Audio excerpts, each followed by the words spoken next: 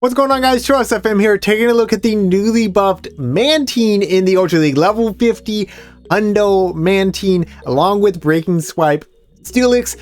Both of them are monsters. I went 9-1 with this team, had a lot of success, so let's take a look at what the team is.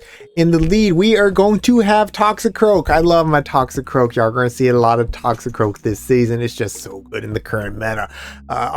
As my closer, I'm going to be running Mantine. Of course, we talked about it, is the Hundo. Now, I am running Wing Attack with Aerial Ace and Ice Beam. I do believe PvPoke still recommends Bubble Beam, but I don't really like playing that bait game. And since Aerial Ace got the buff, it just seems like you need to run it.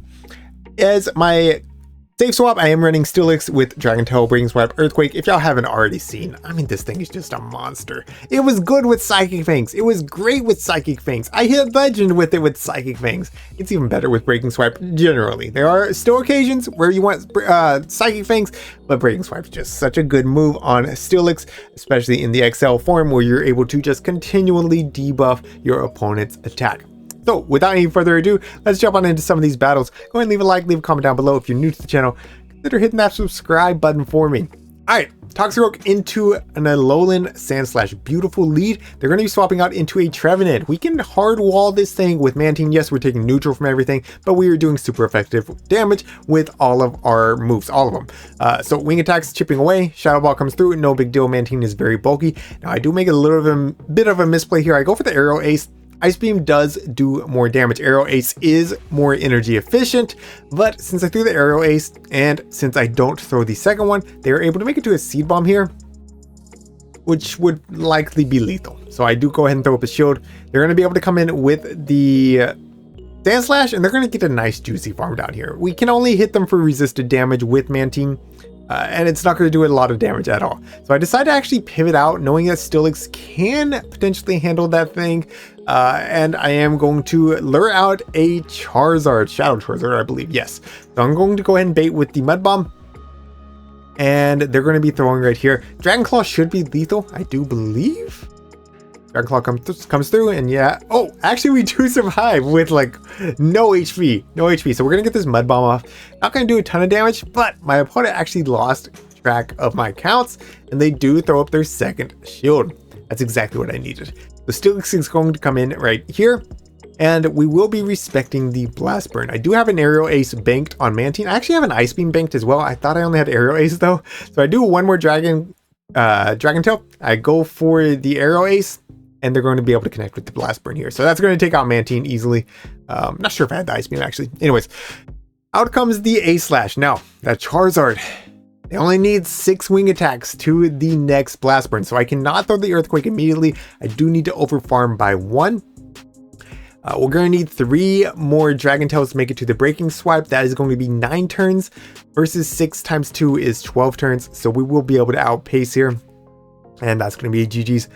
Well played to my opponent. Let's go. Let's go. Let's go. All right, jumping into the next battle. Going to have Toxicroak up against a Swampert lead. So I'm sure somebody was already wondering, how do you handle Swampert? You stay in, you play out the 2s. It's not that bad for Toxicroak. If they decide to throw up both shields, you can just catch the 3rd Hydro Cannon because they're going to be at basically no health from the counters anyways. So they are going to be throwing here.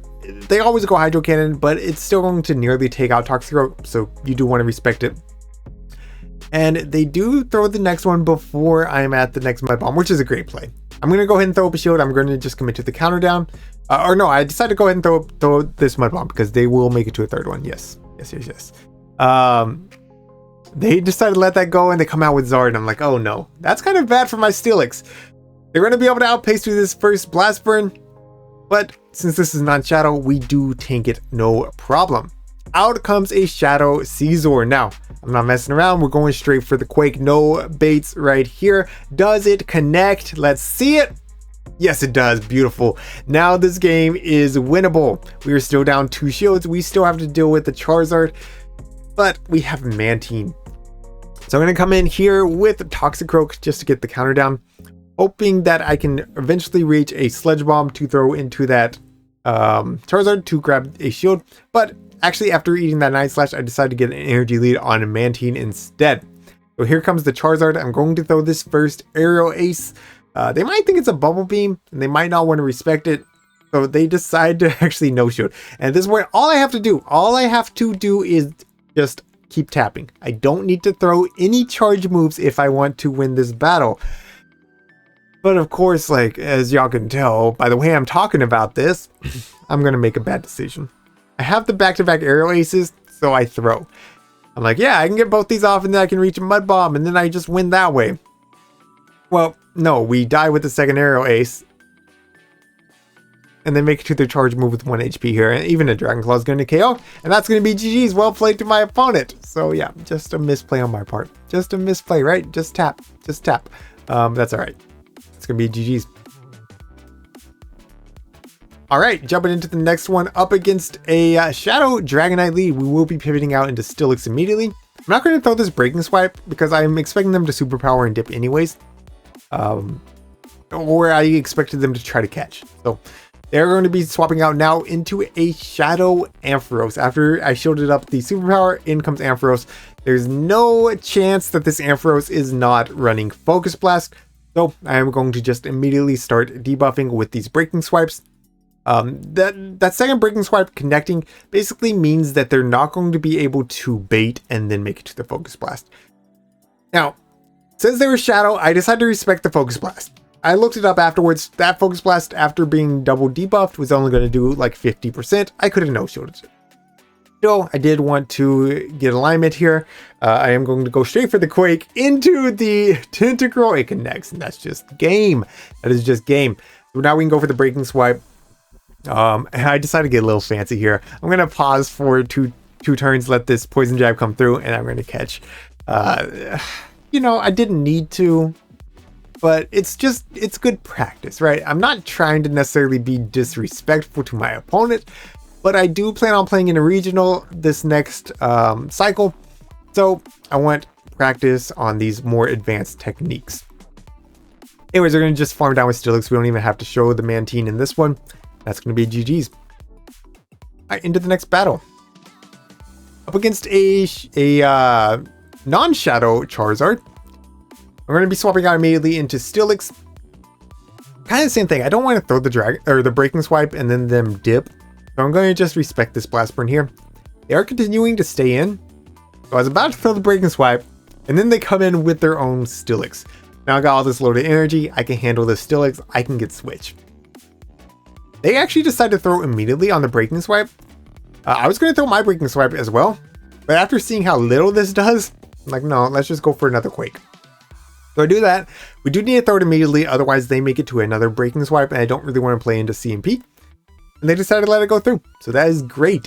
Out comes the Charizard. They will have to throw before I get to the next Breaking Swipe, which they do. Blast Burn should be enough to KO from this range, but I can put this Mantine on this Charizard. Man, Mantine is just so bulky. Like, Dragon Claws do nothing. 2 Blast Burns don't even KO. Yeah. It's like 2 Blast Burns plus a Dragon Claw is what they need. In the back, it's going to be a Shadow Skuntank, and this is a very dominant matchup for Toxicroak, especially if they're not running Flamethrower. I ran into 2 Skuntanks with this team.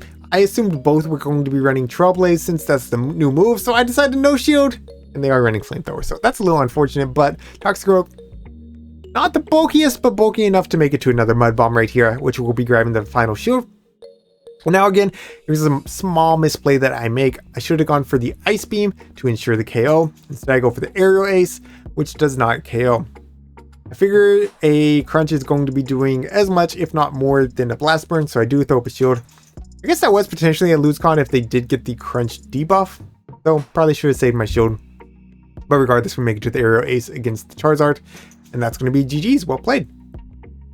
Alright, into the next battle. Toxicroak up against a Golisopod lead. Golisopod does wall the counters and the Mud Bombs, only Sludge Bomb hits for neutral. So we do swap out into our Steelix, and we lure out a Shadow Alolan Sandslash. Now, this is not horrible. This is not horrible because we tank 1 drill run, and if I can properly bait, I can win this in the 1s, and if I want to double bait, I can potentially win it in the 2s as well. So I am going to throw up a shield on this next potential drill run. If they bait here, it's a little bit sticky, but they do not.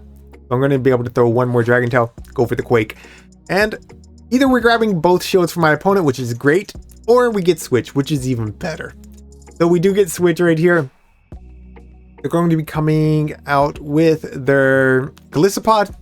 And man, we're about to wall this thing with Mantine. That's where Mantine is really good. Number one, super bulky. Super bulky. Number two, it just walls some Pokemon. And Golisopod included in that. You know, it's great against things like Giratina. If they don't have if they don't have ancient power, it's great against things like Tapu Fini. We've already seen it into Trevenant. And here it is, of course, into Golisopod. Alright, so Steelix in the back. This would be kind of bad if they had Psychic Fangs, but nobody's running Psychic Fangs anymore. So we're going to go ahead and eat that first Breaking Swipe. Going to go for the Mud Bomb here. I'm expecting this to grab the final shield from my opponent, which it does. And at this point, I do throw up a shield just in case, because if they are running Psychic Fangs, this is Psychic Fangs range. Might as well respect it. We don't want to throw the game away. And at this point, we're just going to outpace to this Mud Bomb. This Mud Bomb is double debuffed. It does hit for super effective. You're going to see it doesn't do a lot. It doesn't do a lot, but it's enough that they're in Ice Beam range, which I did bank on my Mantine. So then go ahead and take me out with this Breaking Swipe. Not even, actually. I'm expecting the pivot there. We do anticipate it. And there's nothing, Aerial Ace from this thing would hit for neutral. I will admit that it would hit for neutral. So I guess it's not a complete wall, but seems like most people are running X-Scissor in this meta. So Aerial Ace is going to take them out. I'm only one wing attack away from the Ice Beam, which will be enough to take out the Steelix as well. And that's going to be GG's. Well played to my opponent. Oh, actually, one more wing attack is needed. Yeah, I mean, we still have Toxicroak as well. All right, into the next battle. Toxicroak up against a Magnezone lead. Very cool pick. I tried to run some Magnezone myself. Didn't have a lot of success with it. I was running the Shadow version. They're staying in here. So they're definitely weak to Toxicroak. I'm going to go ahead and shield this up. If they baited, I would just catch the next Wild Charge on Steelix. So that was a very safe shield on my part. They're going to come out now with a Tapu Fini, and they are absolutely core broken by this Toxicroak. By the way, Toxicroak can win all even shields against Tapu Fini. In the 1s and 2s, you need to bait once with Mud Bomb. So, with the energy lead, obviously it's a very dominant matchup for my Toxicroak. I just decided to go straight Sledge Bomb. We grab both shields. Now I'm going to come in with Mantine because I'm expecting something even more weak to Toxicroak in the back. So again, this is a great matchup for Mantine. That Moonblast definitely does hurt, but that's only because they had such a large energy lead. We're going to make it to this next Aerial Ace to put them into the red. Potentially in wing attack downrange if I wanted to throw up a shield, but instead they're going to be swapping out into a Greninja. So yeah, something else weak to Toxicroak in the back. It's starting to all make sense. My Steelix really does not want to see this Greninja, and they do throw at perfect timing right before I'm at the next Aerial Ace. The Night Slash will be taking out the Mantine. Out comes Toxicroak, and at this point they're low enough that I can just put it on Steelix. So I'm going to go ahead and no shield. They decide to bait. That's even better for me. And then I decided to catch just to, I mean, this was a little bit of a flex, I'm not going to lie. So we do catch the Night Slash, and we're going to get the Dragon Tail down. There's just nothing they can do with their Tapu Fini from that range, and that's going to be GG's. Well played. Alright, into the next battle, up against another Charizard lead. So yeah, I wasn't necessarily winning all the leads in this set, but somehow able to make it work. This time I'm pretty hard countered. We do see the Poliwrath come in. We're going to throw the Breaking Swipes immediately. They're going to be throwing pretty quickly here. I think it's only a Power Up Punch. Yeah, it is a Power Up Punch. So Power Up Punch variant here. No chance to show up a Scald or a Dynamic Punch. They're just going to keep ramping up their attacks more quickly than I can debuff it with Breaking Swipe. So I will be throwing at proper timing, making sure I'm getting as much Dragon Tail damage in as possible, and really just keeping their attack at that base level, right? As quickly as they're raising it, we're a little bit slower, but we're able to pretty much keep them at the same level. So this last Power Punch will not KO. So again, we're able to drop their attack. Now, I no bubble here because I want energy on my Toxicroak. Sledge Bomb is threatening to the Charizard. Charizard not known for its bulk. So we're going to go ahead and just tank whatever this Poliwrath wants to throw. I believe this is only Ice Punch. I don't think they built up to a Scald. So no big deal. We're going to go ahead and just get the counter down. And I think I'm one counter short of the Sledge Bomb, so I will stay in, tank a couple wing attacks to get this Sledge Bomb off and to grab a shield. So now we have a shield advantage for our Mantine, and this Charizard is staying in. Potentially they are core broken by Mantine. That's what I'm hoping for, right? That's our win con. They do throw the Dragon Claw there. I'm going to go for the Aerial Ace. I know I'm going to need 2 moves to KO recover this. There's no reason to go for the Ice Beam. Potentially, maybe I could Ice Beam and then 2 Shield Farm down. But it just seems smarter to go for the Aerial Ace. We do Shield here, expecting the Blast Burn, but they do bait again with the Dragon Claw. Now I am going to go for the next Aerial Ace, which does grab a shield. That basically confirms it, right? They're definitely weak to this thing in the back. I'm going to go ahead and throw up another shield. And they finally force in the Blast Burns. Now I'm able to overfarm just by a bit, but they make a nice catch. However, this is a Virizion, which is taking double super effective damage from the Aerial Ace. Does massive damage. At this point, I'm just going to go ahead and catch the Leaf Blade here. This will of course be resisted. Toxicroak should be able to handle this Virizion. I was debating if I wanted to let them throw the Leaf Blade, but since I'm only 1 counter away from the Sludge Bomb, I figured I could survive 1 more wing attack, and this Sludge Bomb will be lethal. So that's going to be GG's.